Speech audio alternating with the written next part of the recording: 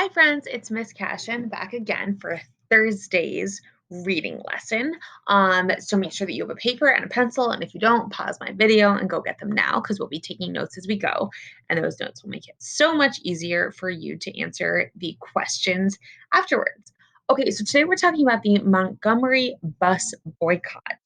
And a boycott is a protest, a type of protest where you withdraw from doing something. So if you boycott a store, that means you're not going to go there. And if you boycott the buses, that means you are choosing to not ride them. So before we begin, I want to show you there's a couple pictures in this article, but I wanted to show you of what a bus looked like in Alabama before the boycotts. You can see there's a bunch of white people sitting in the front half of the bus, and black people are only sitting in the back of the bus. And that is what we are going to be talking about today.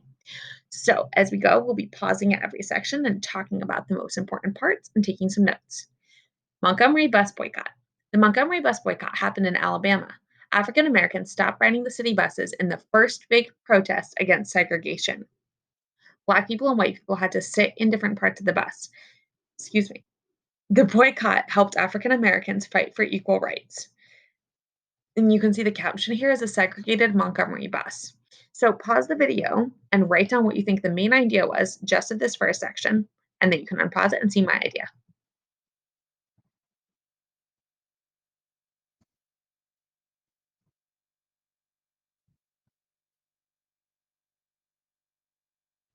Okay, unpause the video whenever you're ready. So I wrote down that a boycott, it means that Black people stopped riding the bus to protest against segregation. All right, let's keep reading. This next section is called Rosa Parks, somebody that we've spent a lot of time talking about, and rightfully so, in second grade. A city law said African Americans had to sit in the back of the bus and give up their seats to white riders if the front seats were full.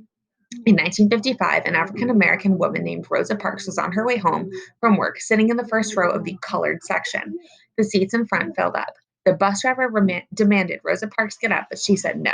She was arrested and fined. Rosa Parks called the local NAACP to bail her out of jail. The group helped African Americans. Leaders of the group had been planning to speak out about the bus laws. A group of women passed out flyers for the boycott and spread the word across the city. A local newspaper wrote about the planned protest. Parks's actions started the Montgomery bus boycott. You can see a picture here of Rosa Parks getting fingerprinted at the police station after her arrest. Pause the video and write down what you think the main idea of this section was.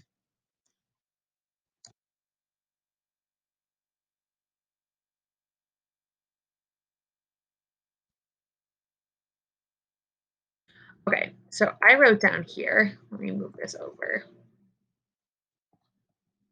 Sorry, I don't know why I struggle so much with this. Okay, Rosa Parks refused to get up and give her seat to a white rider equals started the boycott. Whenever you take notes like this, it doesn't need to be like in perfect English. It's really just like you taking notes so it's easier for your brain to remember later.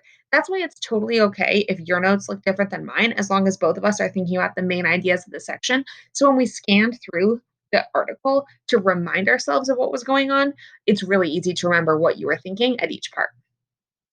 Taking a stand. On December 5th, 1955, 40,000 African Americans refused to ride the buses. That afternoon, a group of African American leaders met and formed the Montgomery Improvement Association, or MIA, to take charge of the boycott. Martin Luther King Jr. was elected the group's president.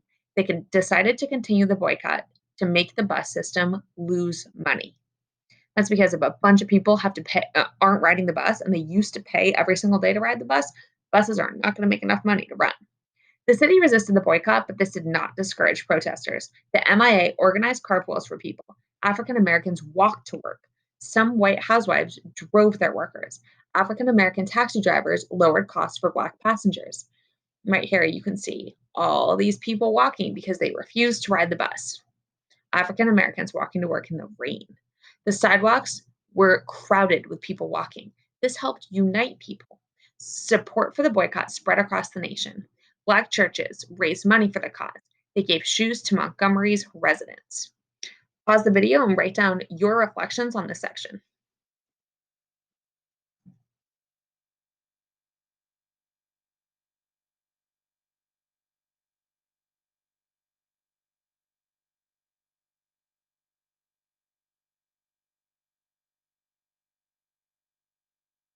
All right, I wrote down that thousands of Black people protested by not riding the bus and worked together to get work other ways, and that lots of people were sympathetic. Because this article doesn't mention it, but it's important to remember that in a lot of other places that weren't Alabama, people were noticing about the peaceful protesting going on in Alabama and sending money and supporting them in other places. All right, let's read our final paragraph. Aftermath of the boycott. On June 5th, 1956, a decision was reached. Bus segregation laws violated the 14th Amendment to the U.S. Constitution. The amendment says that all citizens have equal rights and protection under the law. You can understand why the segregation law might violate the amendment because if you have to sit in a certain part of the bus, is that an equal right? No, it's not equal. So that's why that's why the court decided that it violated the 14th Amendment, which says that all citizens should have equal protection and rights. The city fought the decision but lost. After 381 days of boycotting, that's over a year, Montgomery's buses were integrated. Anyone could sit where they wanted. Martin Luther King, and this is Rosa Parks on a bus the day they were integrated. Martin Luther King Jr. became a famous civil rights leader after the boycott. The Montgomery bus boycott helped others start protests. Activists had a new way to fight for equal rights. Pause the video and write down your observations on this section.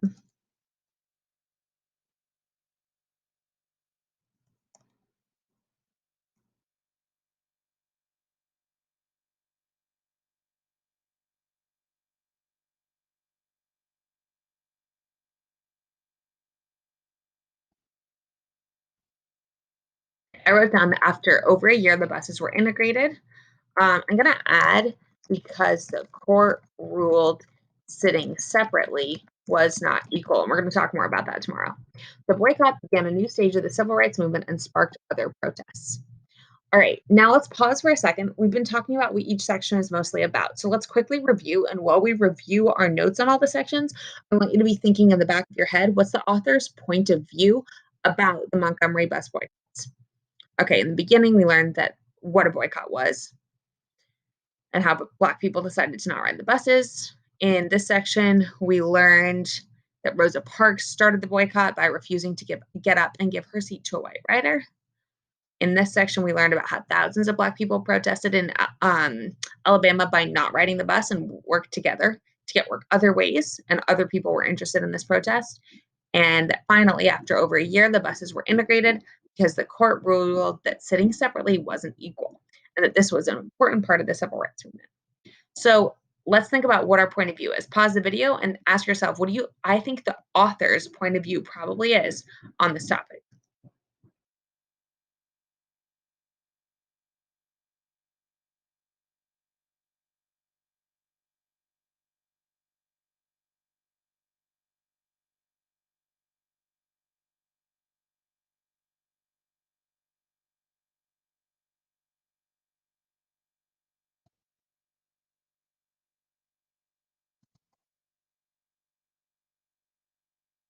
All right. I wrote down that the Montgomery bus boycott was an important part of the civil rights movement and helped Black people to have a right they had been denied, which was to sit wherever they wanted on the bus. I think that that's the author's point of view because I can tell the author finds this really important because the author talks several times about all the different things that this caused and all the different positive things this caused for citizens in the United States, as well as how many people worked together and how successful the boycott was. Now, it's important to remember, like we've been talking about a lot this week, just because these protests were fantastic and the different things we're learning about in the civil rights movement brought about really important change, we cannot think that the work was done then. We can't be like, oh, and then everybody sat happily together on the bus forever and ever. There's a lot more conflict and a lot more fighting that Black people had to do to make sure that they had equal rights and are still doing today to make sure that they have access to the same rights that white people do. So that's all for today. I will see you tomorrow.